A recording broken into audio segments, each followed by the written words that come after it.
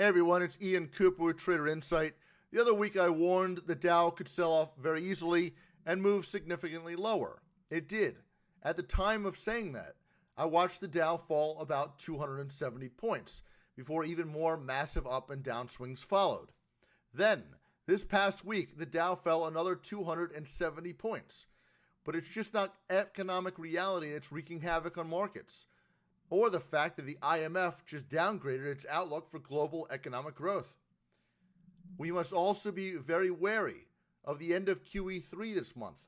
What's coming if the Dow breaks that 200-day moving average, or the red line on the chart, could be a nightmare. As the markets near the end of QE3, the markets will lose its mind again, as some $15 billion in monthly purchases is removed. Bad case scenario, we do fall to that 200-day. Worst case scenario, if we break the 200-day, we could easily plunge another 10 to 20%. QE1 ran from November 25th, 2008 to March 31st, 2010. It ran the Dow off to 6,500 lows to more than 11,000. Once QE1 ended, though, the Dow sank from 11 to 10. QE2 ran from November 3rd, 2010 to June 30th, 2011.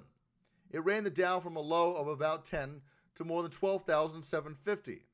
Shortly after QE2, the Dow fell from 12.5 to 12, then recovered slightly, and then plunged to less than 11,000. QE3 began on September 13th, 2012, and is now ending at the end of October. It ran the Dow from 12 to 17 so far. Can you take a wild guess to see where the markets will end up at the end of QE3? Significantly lower. Now, if we're lucky, the Dow will only sink to that 200-day moving average, as we've been calling for.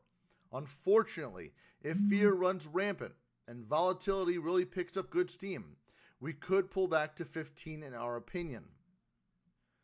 You must be protective of your portfolio here. As history as a guide, I have no choice but to alert you to protect yourself.